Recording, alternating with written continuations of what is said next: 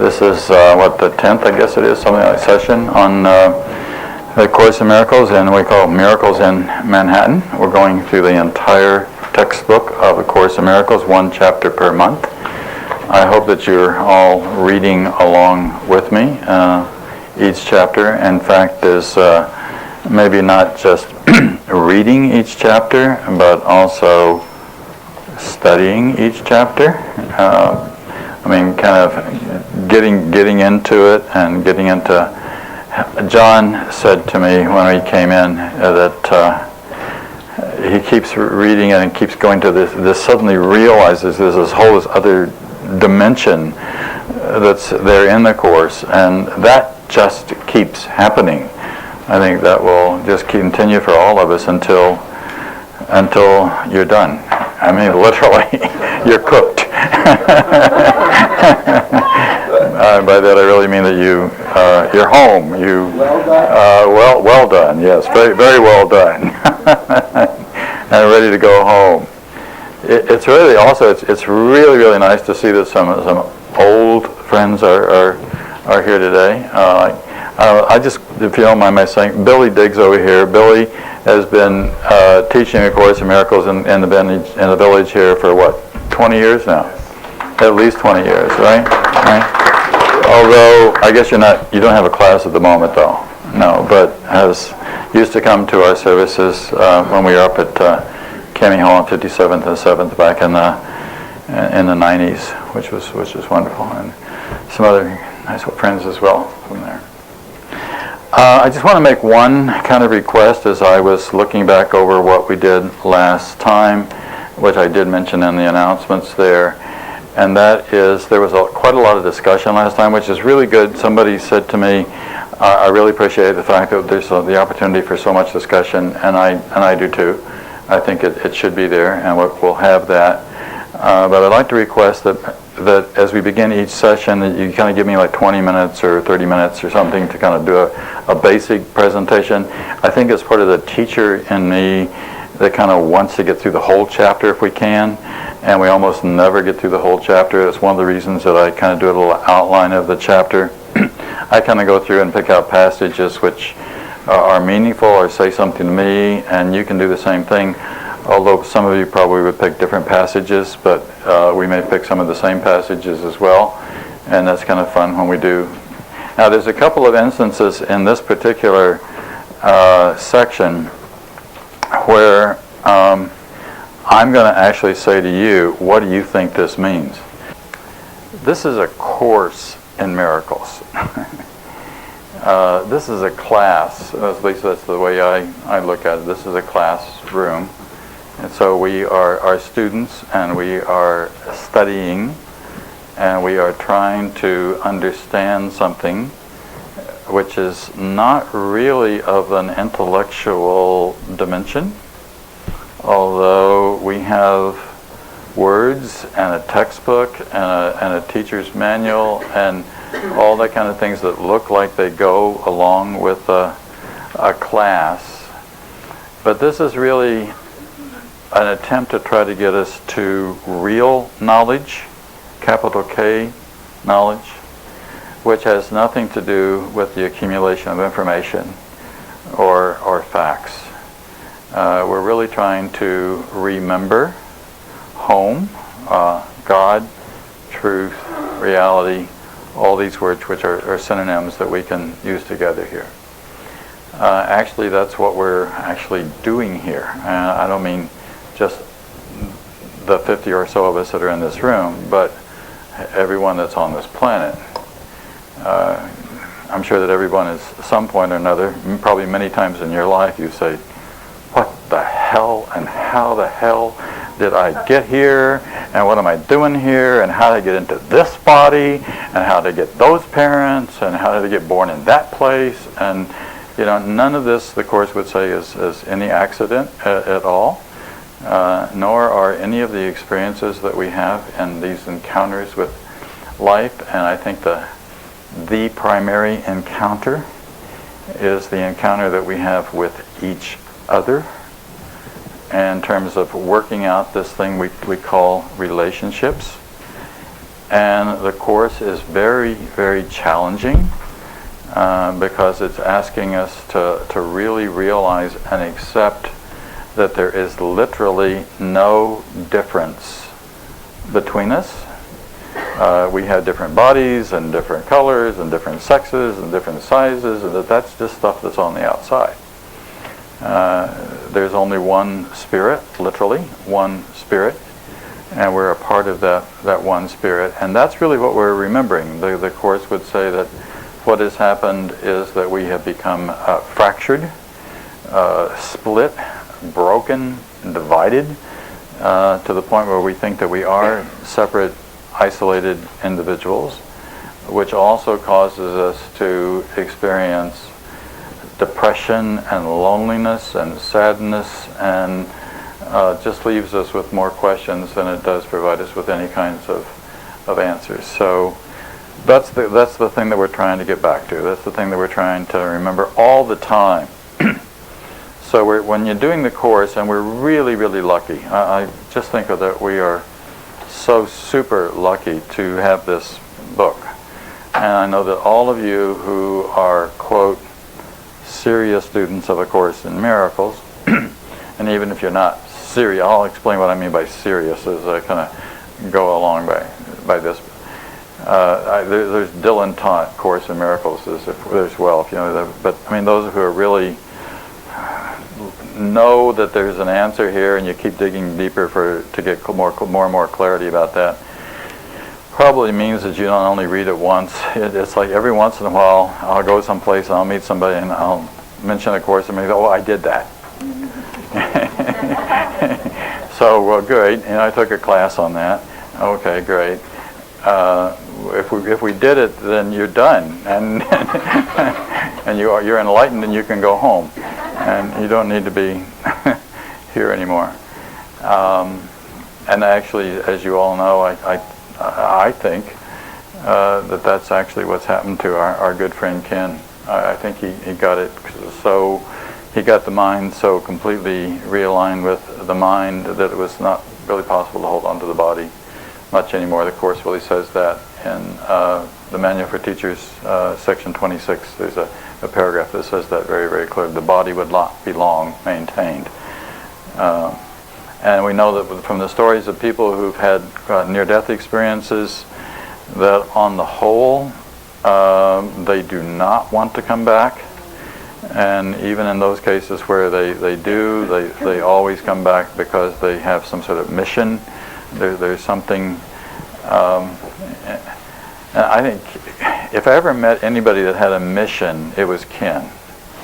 I mean, he had this kind of this impeccable clarity about the work that he was here to do, and he did that work like no one I've ever seen work. He worked, but it's also a joyful work. It is also just a really exciting work. I can't, and again, that's why we're lucky. We're lucky that we can be doing this work and that we have such a wonderful guidance as this. I mean, if this is from where the author says it's from, and I think that most of us would agree that it is, then that's a pretty incredible piece of information, right? And you know that it's true by reading it. It's really that simple. It's like the more you read it, the more you know that nobody wrote this. It came through the hand of Helen Schuckman and through the mind of Helen Schuckman, but it was only her. She gave her mind and her hand to do that process. Somebody else. And having known Helen, I can assure you she did not have written this. It's just intellectually, yeah, but in terms of experientially, in terms of relationships, in terms of her ability to slip into anger and little pieces of insanity, no. No. But she did it. That's the exciting thing. So I'm going to start reading through parts of this that I highlighted. Everybody's got handouts with the sections. I think it's pretty clear and easy to do this. So I will read the parts from the Course and then stop and talk about it, and then read a part from the Course and stop and talk about it. So the first section here is not from the very, very first part of this chapter, but it is in this chapter, is the curriculum of the atonement. So the curriculum of the atonement is the opposite of the curriculum you have established for yourself, but so is its outcome. If the outcome of yours has made you unhappy, and if you want a different one, a change in the curriculum is obviously necessary. So the Course says that there are two teachers, essentially, that we can listen to, learn from, kind of pay attention to. And those two, they're over here. Oh, yeah, come over here. This one, it's all right. We forgive you. Hi, Zeke. These are more folks from Cami Hall. Back in the two back there? Yeah? Okay, great. There are two teachers. One of them, of course, that we're very familiar with is this thing that we call an ego. And then the other teacher, who is an all-wise teacher, is the Holy Spirit. And both of these teachers appear to be inside our minds. So the Course is really saying very simply, which teacher are you listening to? Which teacher are you choosing to follow? One is insane and will always get you into trouble. The other is literally all-wise. By literally all-wise, I mean is really up from God, actually sent from God to you, to your mind, and is always talking to you. Actually, both of these are always talking to us.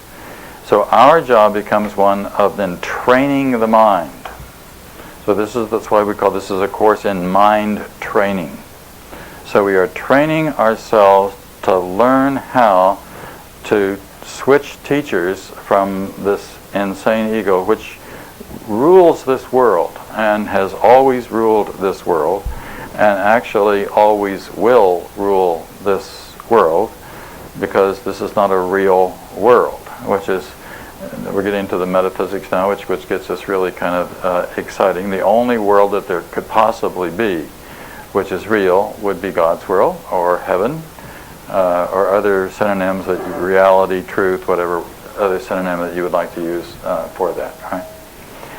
So that's where we're going. I was having a conversation a couple of days ago with a good friend named Ken Mowry, who is the Course in Miracles leader in Hartford. And Ken is a serious student of the Course in Miracles. Yeah, again, what I mean by that is he studies this and underlines it and goes back through and writes pieces about it and sends out emails and goes back and reads it and writes and leads workshops and has a study group, and just is sort of his life has become the Course. There's a reserve seat right there for you. That's reserved. That's for you. Yes, you are.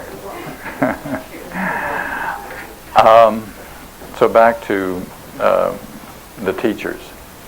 And one of the things that Ken was, now I'm talking about Ken Mowry, okay? We could get confused here. There's an article in the latest issue of Miracles magazine. It's called Ken's Ponytail. It's about Ken writing about Ken. So it's Ken Mowry writing about Ken Wapnick, and a kind of a joke that Ken played on Ken. That was typical of Ken, to be kind of playing little jokes on people. Ken Mowry had a ponytail at one point, and Ken Wapnick was going around lifting up his ponytail and playing with it. He played. He liked to play. That was one of the wonderful things about Ken. He liked to play with people, right? In that kind of joshing sort of a way. Well, anyhow, back to Ken. Ken was the Mowry. He was talking about what he called the gravity of the ego. And I thought that was really a good terminology. It was really good. Think about what we mean by the gravity of the ego is really the kind of the heaviness of the ego. What I mean by the heaviness of the ego is really, if there's another reserved seat there for you, that's reserved for you, right there. Take that reserved seat, sign off. It's reserved for you. Okay. Yeah. Well, okay. Whatever. Sorry about this. And there's a seat right here. Right, Shanti, you sit over here. But you... Oh, that you please. You stay there. Okay, sorry. Gravity of the ego.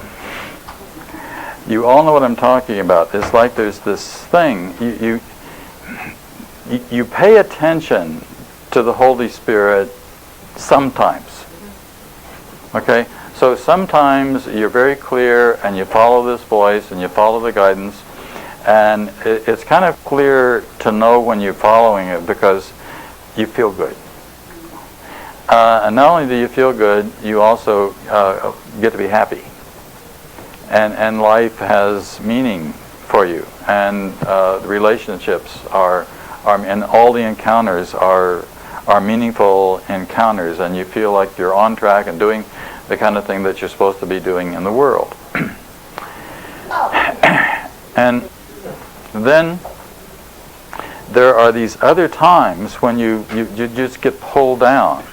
It's like, you just you eat something you really shouldn't, and then why did I eat that for? I'm only using that as an illustration because it could be like, what did I say that for?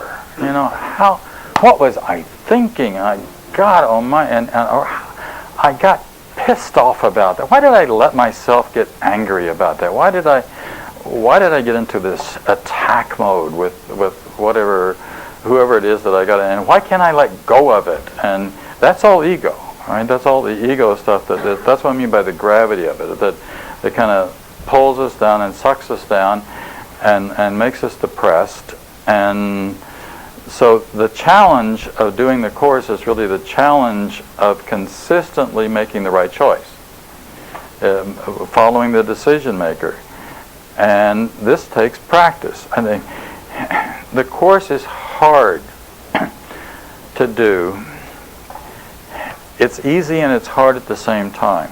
I think a good analogy is it's like learning how to play a musical instrument, or it's like learning a foreign language. Now, I'm serious about that. What I mean by like learning a foreign language is this is written in plain English, right? It says this is written in plain English, and the words are clear, and there's no really big words in the whole course. Atonement's about as big as we get. And that's right. So there's nothing that's really big or complicated in that sense, but it's like it's a foreign language. And it's like it's a foreign language because you're learning a new song. And by the way, there's a song in chapter 8. It starts, I'll show you where it starts. I think it's in section 2, and it goes through about section 6. It really is rhythmic, which is a lot of the course is. It's like Jesus is singing a song to you. And you can hear it. When you begin to hear the song that's being sung, then you're kind of also beginning to tune into it a little bit better. So it's like learning a foreign language. That's what I mean by studying. You can't learn a foreign language without kind of doing a bit of an immersion into it. Or another really good example would be like learning how to music. So if you're not a musician and somebody hands you a sheet of music and you look at it, it just squiggles and gobbledygook, and you wouldn't make any sense to you at all. But if you're somebody who knows how to put that sheet of paper up on a piano, let's say, and start to play it, then then you're connected, and it's working. So that's what I mean about that's why this takes time, because we're actually relearning. We're really learning a whole different way of living in the world, because as the Course says at one point, you have been very poorly taught, right? And the reason you were very poorly taught is because the people who taught you were very poorly taught, right? So this has just been going on. This has been handed down from age to age to age. So if you grew up with an angry parent, let's say, or an alcoholic parent, or whatever kind of so you were poorly taught. So that means now you got to relearn. You got to learn how people really can get along. And we often, by the way, only get to this point at the point at which we become so frustrated with the fact that things don't work, as Bill Thetford turns to Helen Schuckman and says, there's got to be another way. I mean, there's got to be some way that this can all work and that everything will. And Bill turns back and says, you're right. There must be. And there must be some way that we can get along. And there is. And it's fortunate that these two folks who were accomplished psychologists were trying to help other people, but having trouble in their own relationship, right? But they were of the mindset that was trying to help figure out how to be well, how to heal this very important thing called the mind, which the Course in Miracles says is really the only thing that needs to be healed. If we can heal the mind, we're going a long way in terms of healing everything, including the body, including all of the relationships that we have with the world, including the relationship we have primarily with ourselves in the world. So, going on down and continuing to read on page 1.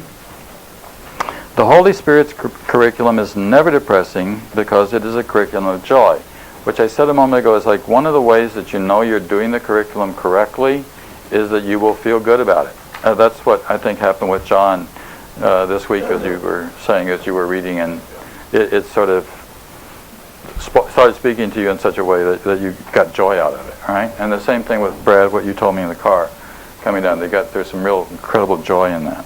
I'm going to get to that later. Whenever the reaction to learning is depressing, it is because the true goal of the curriculum has been lost sight of. So we've let something else get in the way of that, whatever that other the thing is that came along and distract us. Now let's go to page 2.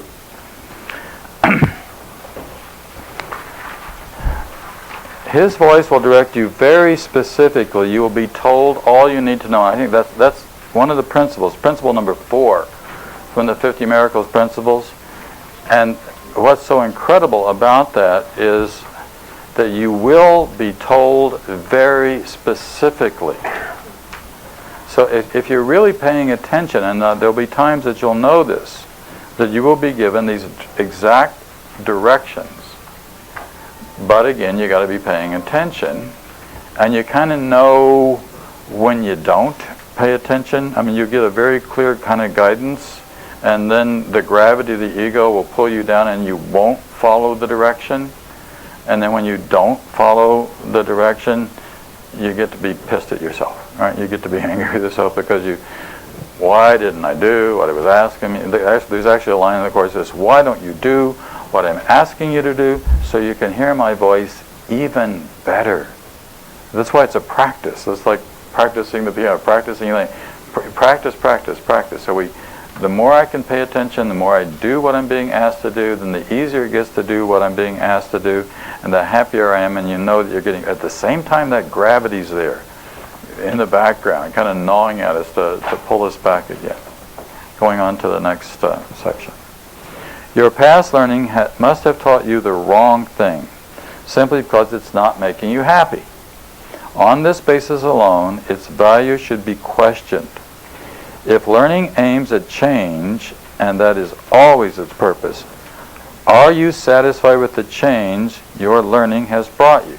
So it's a very simple question. Is that if I'm satisfied with the change, then something is positive going on. If I'm not satisfied with the change, there must be something wrong.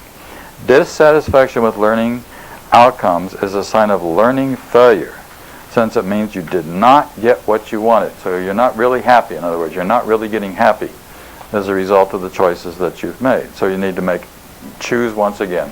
That's the title of the last chapter in the Course. The Holy Spirit leads you steadily along the path of freedom, teaching you how to disregard or look beyond everything that will hold you back. So it's really the looking, it's passing over. Temptation is a good word we could use here. You see the temptation, you look at the temptation, and you say no. You just literally go the other way. I think I used the phrase "go the other way" last time that I talked about this. It's just you make this switch in your mind, turn it around, go the other way. Let me read you a couple. These are a couple passages from the back of the Course, chapter 26, 22 and 26. This is the first one. Reason will tell you that the only way to escape from misery and recognize it is to go the other way. All right? And then look here again. This is now in chapter 28. This is very near the end. It says, this is separation's final step, with which salvation, which proceeds to go the other way, begins. So there's the going the other way. We're going the other way. We see what the wrong choice is. We say no, thank you, and we go with what we really know is the right way. And then but you got to pay attention, right? And let's go on down. So what's holding us back? What are we here to learn? Knowledge is not the motivation for learning this course. That's the first line of this chapter. Peace is. So that's the shortest sentence in the course. Peace is. All right? Peace is the motivation for learning this course. It's not about knowledge, and it's not about intellect. It's just about understanding. And sometimes this may be more like what we call wisdom, right? I read a study many years ago that was done on wisdom and what wisdom is, and what it was saying is that sometimes there'll be a little child that can be very wise. So wisdom would know the right choice to be made and would know how to treat people and how to respond to people. So it's not a matter of, although I did also read an article that says that older people do tend to be wiser as well. It could be a very young person that just sort of naturally wise, but it is true that experience helps. It especially helps us in learning how to choices not to be made. So I don't go that way. So I go the right way instead. All right. So look at the top of 2 on the right. Truth can only be experienced. It cannot be described and it cannot be explained. I can make you aware of the conditions of truth, but the experience is of God. Together we can meet its condition, but truth will dawn upon you of itself. So, if it's going to dawn upon you of yourself, all you really have to do is to put yourself in the right position to be receptive to hearing the truth. All right? It can only be experienced. That's like another way to say that probably the best example we have of that everybody can relate to is love is something which can only be experienced. So you can't talk about what love is. We can talk about what love is, but it's never adequate. The words don't work. They're symbols of symbols twice removed from reality, so they don't really, they're just words. They don't express what's really going on inside on a deeper level. But you know when you're in love. You know when love happens, and you know it's a very exciting experience, because again it is an experience, which is what makes the thing so wonderful. You feel this incredible connection has occurred with a child, with a person, with an animal, with music, with whatever it is. You fall in love. We fall in love. It's interesting that we fall into it, and then we know it. There's no doubt about it. Same thing as with truth. Truth can only be experienced. You know what it is. You may have trouble expressing what it's all about. So the intellect is not a prerequisite, again, for understanding the Course. In fact, is an intellect of the argumentative sort could actually become kind of an impediment to understanding the Course. A lot of this is just as acceptance, right? Accepting the truth, rather than kind of arguing with what the truth is. That's one of the problems with philosophy. The philosophy. One of the ways that we study philosophy is we debate. There's no debating in the Course. There's no such thing as argumentation to get to the truth. That's a form of, that wouldn't work, right? There's no argumentation. Going on down. The golden rule is the rule for appropriate behavior. You cannot behave appropriately unless you perceive correctly. So everyone knows the golden rule, do unto others as we would have others do unto us, because if we take it literally, we are one. So your brother and your sister, in fact, let's skip for just a second to page 5. I try to not put staples on these so it'd make it a little bit easier for you to do that, all right? This is to the holding encounter section, but this is so good it relates to what I'm talking about right now. Slip to 5 for just a moment. Left-hand side. This is one of the more popular lines from the Course. It gets repeated a lot. When you meet anyone, remember, it is a holy encounter. As you see him, you will see yourself. As you treat him, you will treat yourself. As you think of him, you will think of yourself. Never forget this, for in him you will find yourself or lose yourself. So that's with everyone that we encounter on this planet under every condition that we have to live under, whether it's a mate or a stranger on the street. It's how we handle that encounter. Don't forget, this is you. That's what the Course is saying. You are relating to yourself here. How do you want to treat yourself? How would you treat yourself? Yeah. And if you treat yourself the way, with kindness, with respect. I worked for 8 years inside Sing Sing prison and Bedford prison, and back in the 80s, and I know that was one of the main things that the guys needed was respect. They had to be respected, right? In fact, I remember one of the worst things that you can have done to you. He said, "He dissed me, man. He dissed me."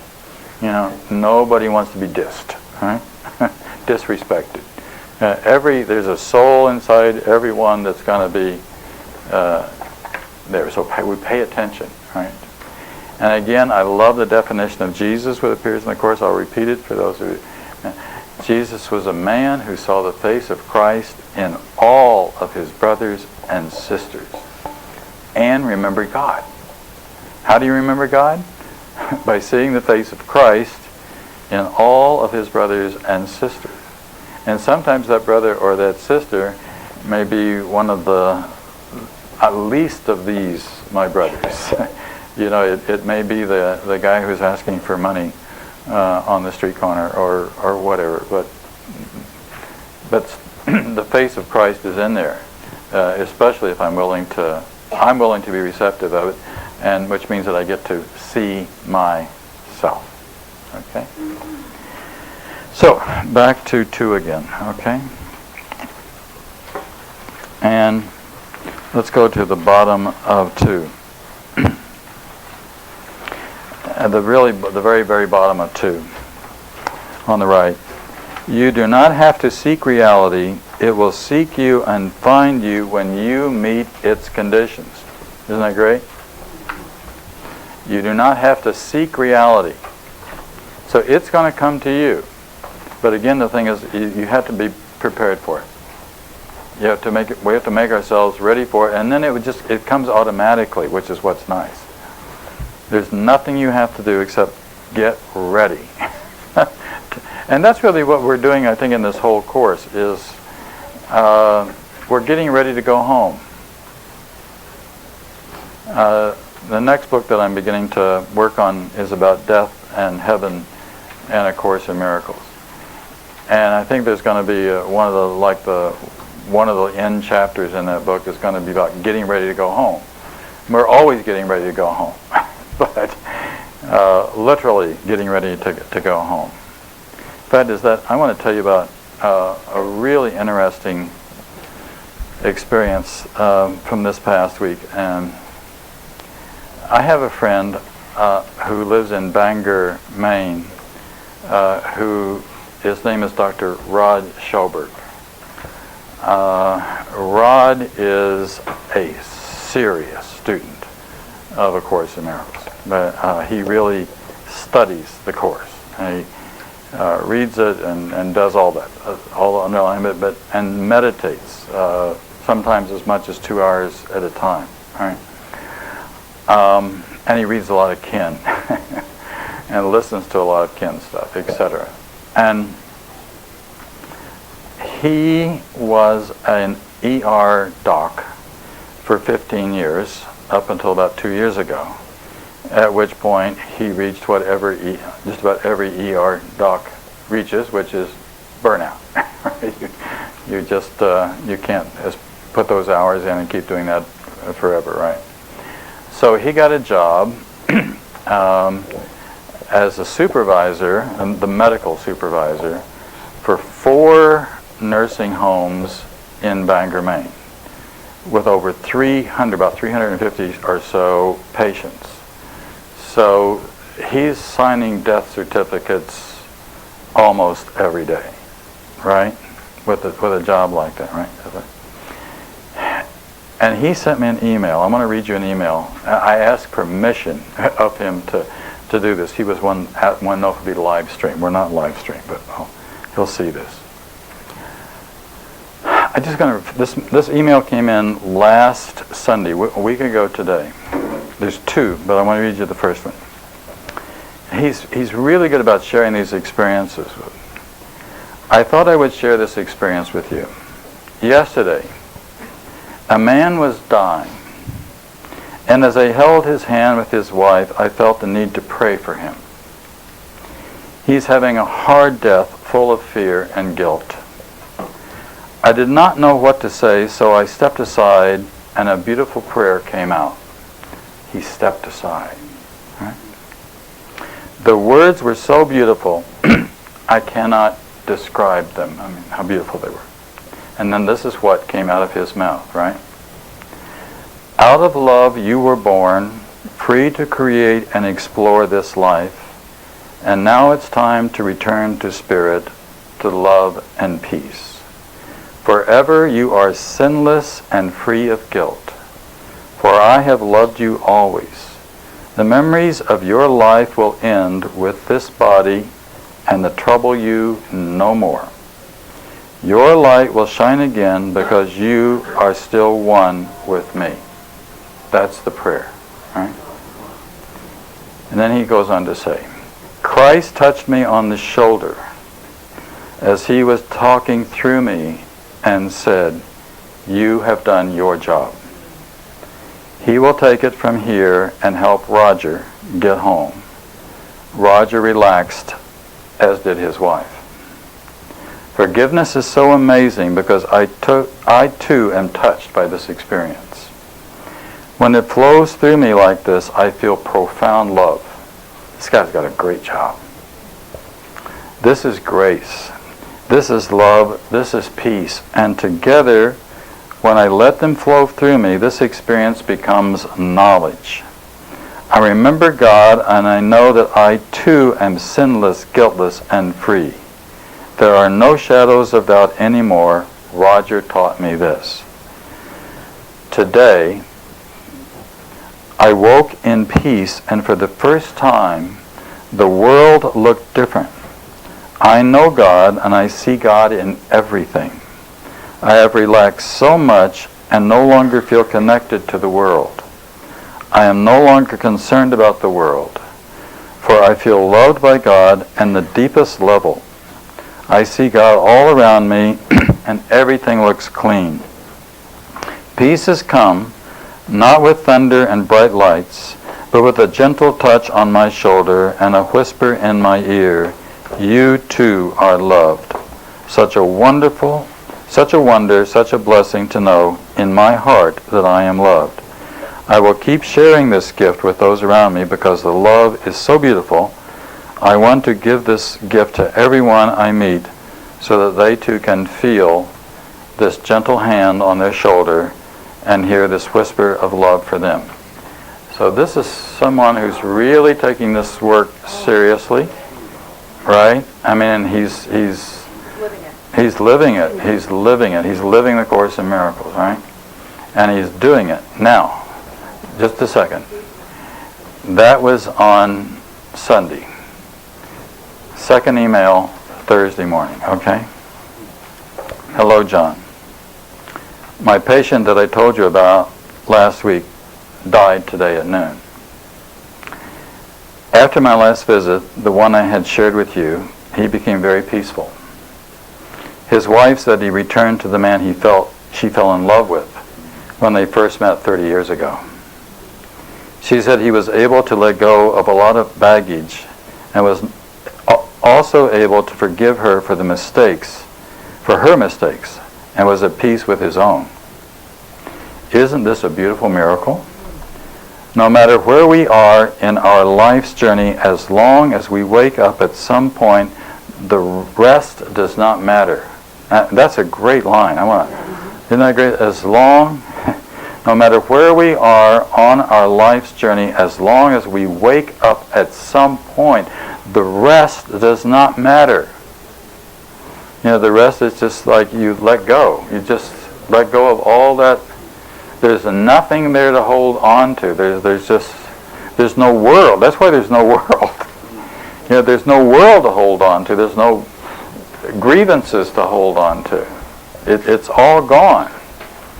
You're ready to then literally go home. In this case, he's actually leaving his body, but the Course says, heaven is here. There's no place else. Heaven is now. There's no other time. And you can go home right now. In your mind, the mind can make the choice to go home right now. Not for a single second, the Course says, do you need to wait. I want to read a little bit more. This is still going. I'm reading Ken's book on kindness. Ken Wapnick wrote a book on kindness, right? And he talked about using the Course as an attack against God when people say to someone who is sick, oh, it's not real, it's just a dream. Ken talked then about just being kind to one another. I thought it was appropriate for me to be reading this book at this time. I'm glad that I can hear this inner voice, and I'm very used to stepping aside and letting it communicate through me. So he's gotten to the point where it's more and more. This is not the first kind of email that I've got. There's been several bedside experiences that he's had like this, where for some reason he's just been able to step out of the way and let the right words come through, which are not his words. Right? It's like Helen stepping aside and letting Jesus speak through her, right? There is a human and spiritual connection with others for me that when I allow this to happen, and I feel much loved. When I was younger, I did not know what to do with all this, but now after studying the Course, I am lucky in that I get to see and hear things that others do not. For this reason as well, I'm blessed, and I get another insight and perspective on what the Course is saying. Roger came from light, visited here for a while, and now he returned to light. He was able to leave all the darkness of trauma, alcohol abuse, mistakes, judgments, and guilt behind. He let his anger go. John, it is so wonderful to see all of this with Christ's vision that we are in fact light. We are in reality pure light, pure love, pure peace. I wish you peace and love this day, for I see our light. Right. So, it's just, this is the promise. This is available for all of us. But it takes practice. and we've got this gravity of the ego thing to deal with in the meantime, which keeps popping up for us in ways that, like, another story, and Brooke made me aware of this. Roger Ebert. This is you all know the film critic Roger Ebert. Picks all this. Sent me this article this past week. Roger Ebert. Now, there's another thing. Both of these guys are Roger. A little synchronicity here. So Roger Ebert died last April. And I guess he was kind of like agnostic at best, right? Not really a religious person. But I guess it was a day or two before he died. He was, as people often do, kind of going in and out of consciousness, right? And the day before he died, he opened his eyes and he said to her, Chaz is his wife, was his wife's name? He says, you know, it's all a hoax.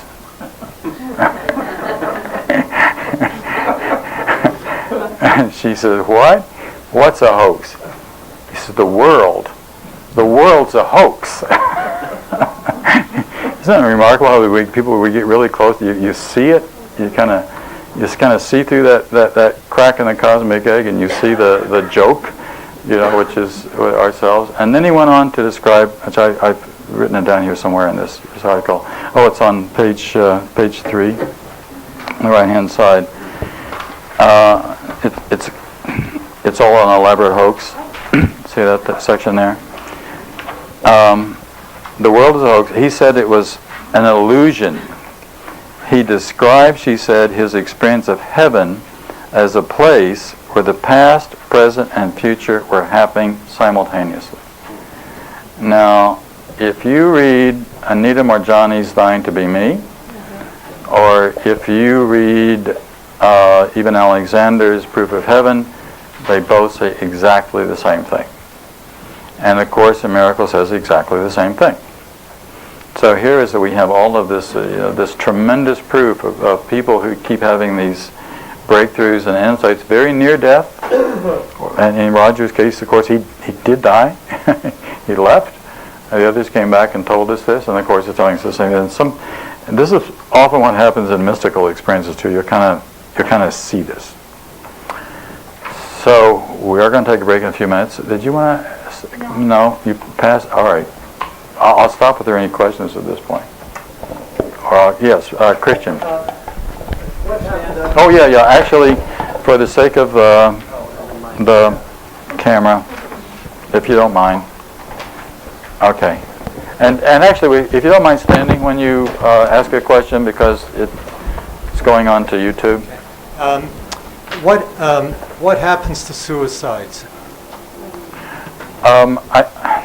I think the same thing. Which is? Well, it's whatever. By that I mean... has a suicide violated a cardinal rule of some kind? Or No. No? No. Nothing like that? No.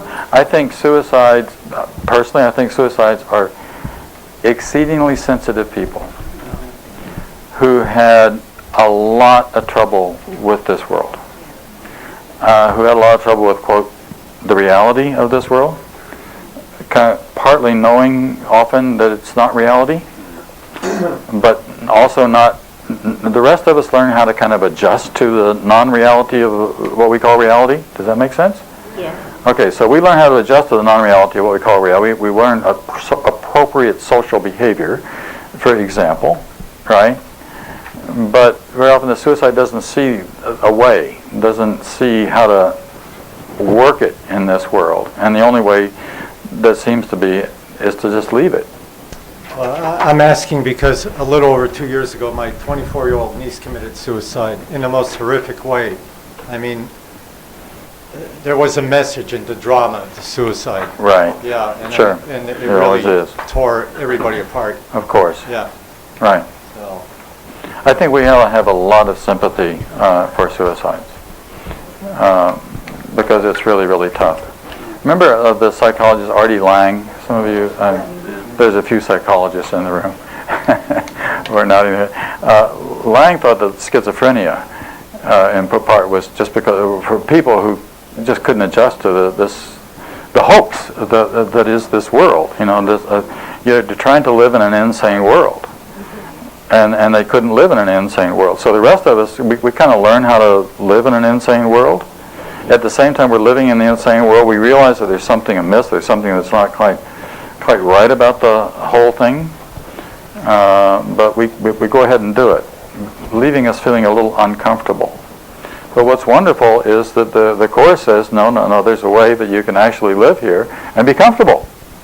And at the same time, you know it's a hoax, you know it's a game, you know it's a play, and you play it on a certain, you pay your taxes and observe the speed limit and, do the appropriate things that you're supposed to do in the world, knowing that it's a game and not taking it too seriously, right? But the real good news is that we can go all the way home. And we can go all the way home right now. Except, I don't know, we watch out. No, I only mean that in the sense that... You're not telling us that. What? You're not telling us. Absolutely not. No, because there's a purpose.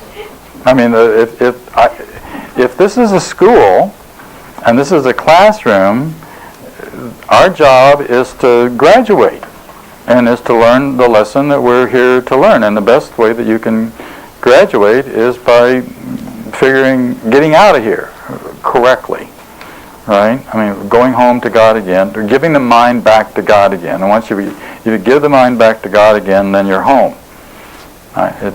Stop being so selfish and thinking you've got to keep your own mind. You're in charge. That's what the quiz is saying, is that you're not in charge.